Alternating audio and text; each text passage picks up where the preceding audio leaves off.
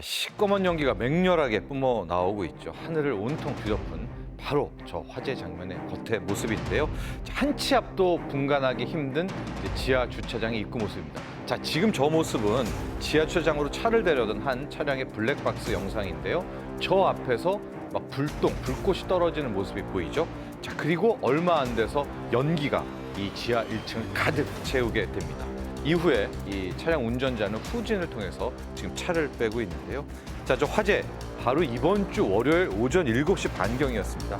대전 유성구의 현대 프리미엄 아울렛에서 큰 불이 나게 된 건데요. 불은 지하 1층 하역장에서 발생을 했었고 처음에 불길이 시작된 지 한 20여 초, 수십여 초 만에 바로 1층 전체를 덮었다라고 합니다.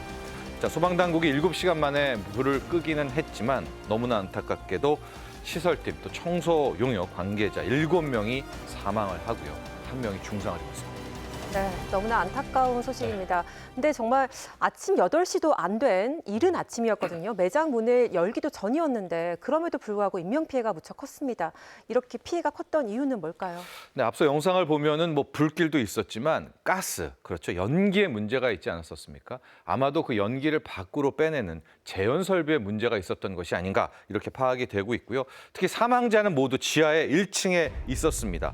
근데 또 이 지하 1층이 좀 애매한 것이 지하 주차장이기도 하지만 또 하역장입니다. 그래서 재현 설비는 실은 주차장 쪽에 몰려 있지 않았을까. 그래서 불길이 더 또 연기가 못 빠져나간 것으로 볼 수가 있겠고요.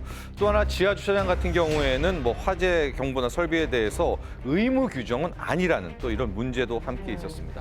현재 당국은 마지막 보루죠. 스프링쿨러는 그럼 어떻게 됐지? 라는 스프링쿨러 작동 조사 여부를 이 가동 여부를 조사하고 있습니다. 네, 설비 규정에 구멍이 나면서 또다시 대형 참사를 낳게 된 셈인데 이번 사건을 두고 막을 수 있었다, 이미 예견돼 있었다 이런 얘기들도 나오고 있습니다. 이런 얘기들은 왜 나오는 걸까요?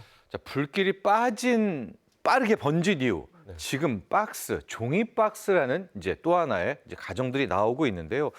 여기 위치가 지하 주차장이긴 하지만 또 하역장 아니겠습니까? 네. 그래서 많은 박스가 쌓여 있기 때문이라고 하는데요. 자, 지난 2월에 당시 똑같은 지하 주차장의 모습을 보겠습니다.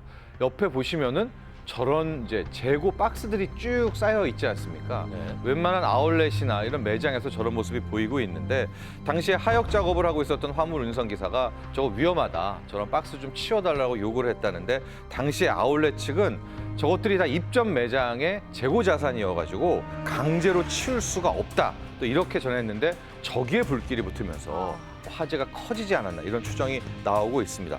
특히 해당 아울렛 측은 과거에도 자체 소방 점검에서 이런저런 보완점이 있었었는데 지적점이 있었었는데 실은 개선이 안 된 것이 아닌가 또 이런 문제점도 나오고 있고요. 자, 중대재해처벌법 유통업계에서는 아마 처음으로 이번에 수사 대상이 된 그런 상황이 됐습니다.